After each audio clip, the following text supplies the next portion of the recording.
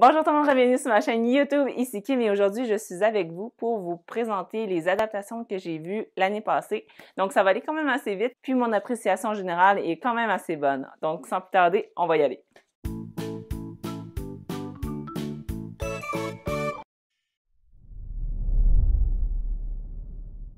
On va commencer avec une série que j'avais écoutée au mois de mars, je pense, donc au début de l'année. Il s'agit The One. Alors, c'était une nouvelle série à ce moment-là, disponible sur Netflix, qui questionne la moralité d'une entreprise à vouloir scientifiquement trouver le match parfait pour vous.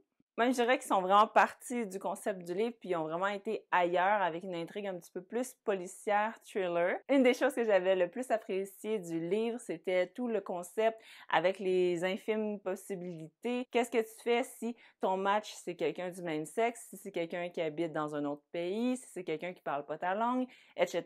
Ça, on l'a quand même très bien vu dans la série, ça s'est bien transposé. Et je me suis posé la question, si le personnage principal avait été un homme au lieu d'une femme, est-ce qu'au lieu de dire « Mon Dieu, il est méchant, il pense juste à son entreprise, il met ça avant tout », est-ce qu'au lieu de ça, on aurait plus dit comme « Wow, il est ambitieux, il est déterminé, etc. » J'ai été satisfaite quand même avec les deux fins. Alors pour les notes maintenant, un 5 sur 5 bol de riz pour le livre. Il faisait partie de mon top 10 2020. Pour la série, j'ai donné 4. Et finalement, pour l'adaptation, j'ai donné 3,75 bol de riz. C'était pas tout à fait un 4, mais c'était très bien quand même. Ensuite, le deuxième, ça va aller quand même assez vite. C'est un film-livre qui est un classique. Donc, ça se trouve à être Pride and Prejudice. Oups, mauvais livre. Ils se ressemblent. Donc, celui-là, c'est Pride and Prejudice de Jane Austen. Donc, je l'ai lu l'année passée. J'étais très contente. Je l'ai lu en français finalement parce que quelqu'un me l'a prêté. Puis, je vais l'essayer puisque c'est la première fois que je lisais du Jane Austen. Puis, je l'ai quand même pas mal apprécié. Il y a eu des bouts que c'était plus long. Mais sinon, somme toute, je l'ai quand même bien aimé. J'ai pas écouté la plus ancienne avec Colin Firth, mais bien la plus récente avec Keira Knightley et Président Snow. Puis c'est ça, le film, j'aimais vraiment les costumes d'époque, les lieux bien sûr, puis évidemment, ils ont coupé dans tout le gras puis tout ce qui était long. Pour le livre, je lui donne un 4. Pour le film, je lui donne un 4,25 sur 5 bol de riz. Et finalement, l'adaptation de l'un à l'autre, 4,75 bol de riz. Puisque dans le fond, c'était tel quel. Ensuite, c'est le moment que je parle de You! Donc, je sais pas si vous avez vu la 3e saison de You, c'était vraiment super bon, je trouvais. Les épisodes que j'ai le plus aimé, c'était le premier, le deuxième et le dernier de la série. C'est ceux que je retournais voir. Par contre, j'aurais aimé dire que le livre était aussi bon, mais ça n'a pas été le cas. Puis je me souviens, quand j'avais lu le premier, je l'avais trouvé bon quand même, mais il y avait beaucoup de longueur. Le deuxième livre, Hidden Bodies, je l'ai pas lu, puis il paraît que j'ai bien fait. La saison 2 était quand même correcte, il y avait des bouts par rapport au centre, mais comme You, je trouve, c'est comme une grosse sandwich. Donc, le début est très bon. Le milieu, ouais, il y a des bouts qui pourraient être skippés ou être accélérés du moins. Puis la fin, c'est un bang. Puis c'est vraiment super. Dans cette 3e saison, on retrouve notre couple de tueurs en série préférés. Joe et Love ont déménagé dans une nouvelle ville pour élever leur fils. Le défi, c'est de rester un couple uni, malgré les secrets du passé et les nouvelles tentations. Est-ce que le fait de devenir parent va les avoir assagis ou au contraire, peu de choses n'ont changé? À vous de le découvrir. Pour vous donner une idée à quel point j'ai détesté le livre, je lui ai donné 2 bols de riz seulement. J'ai vraiment pas aimé ça. Le début était super, puis après c'était long puis plate, puis des fois il y a des moments où ce que les meurtres, j'étais comme vraiment, tu y vas avec ça. Alors, je suis quand même assez contente de voir que la série va pas vraiment 100% dans la même direction. C'est même mieux, je trouve. Puis tout ce qui est niveau visuel, c'est vraiment de la grande qualité. Puis j'aime beaucoup Penn Badgley aussi. Et pour finir avec mes impressions du livre, j'ai l'impression que l'histoire de celui-ci, ça se trouve à être la saison 4 qui s'en vient. Selon ce que j'ai compris, là, il y a des chances, mais en même temps, ça se peut que ça va être complètement ailleurs. En ce moment, c'est le dernier livre sorti, puis je pense pas que je vais lire le 4. Il m'a vraiment pas donné envie. Mais par contre, c'est sûr, je vais continuer la série.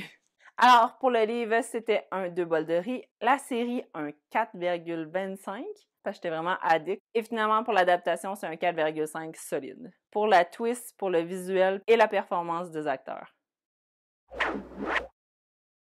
Et finalement, j'ai gardé le meilleur pour la fin. Donc, Moxie!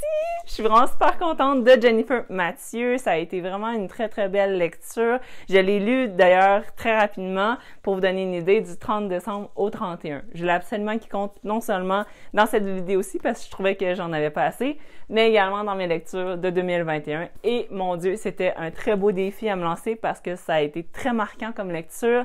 Je l'ai beaucoup aimé. Je trouve que c'est une très belle recommandation pour des jeunes du secondaire, cégep qui savent vraiment pas c'est quoi le féminisme puis qui veulent pas comme trop causer de vagues parce qu'elles ont des idées préconçues de c'est quoi le féminisme.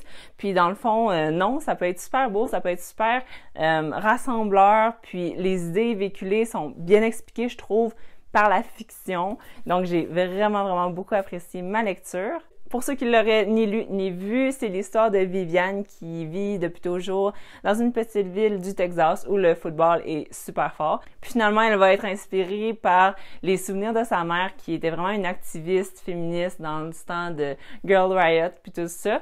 Puis ça va vraiment l'inspirer à contrer des injustices envers les filles dans son école. Puis elle va comme monter tout ce gros mouvement-là anonyme parce que ça peut être tout le monde. Alors vraiment une très belle découverte si vous ne l'avez pas vu. J'étais très contente par contre de l'avoir lu avant de le voir parce qu'ils ont quand même changé beaucoup de choses dans le film, ce qui n'est pas une mauvaise chose, mais j'aurais trouvé ça plate de lire le livre après. Je fais toujours ça dans cet ordre-là, puis ça m'a confirmé à quel point c'est une bonne idée parce que quand tu as vu le film, puis que tu as aimé ou pas aimé des scènes, puis que tu en vois après dans le livre qui sont pas pareils, ben ça fait comme des scènes rajoutées, j'ai l'impression.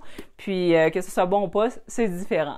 Puis d'habitude, quand tu as vu le film, c'est rare que tout de suite après tu veux voir le livre qui est plus long à lire. Bref, j'avais été très inspirée à lire cette lecture-là, encouragée par India Desjardins, avec qui on a eu des belles conversations sur le féminisme, justement, mais aussi inspirée par Karine Labouquineuse, qui l'avait beaucoup aimé, qui l'avait lu dans le cadre de son défi 24 heures, je pense. Ça a été vraiment une belle lecture pour nous deux. Au niveau de mes notes, je me suis pas préparée comme les autres. Pour le livre, je mettrais un 5. C'était vraiment bon, ça se lisait rapidement.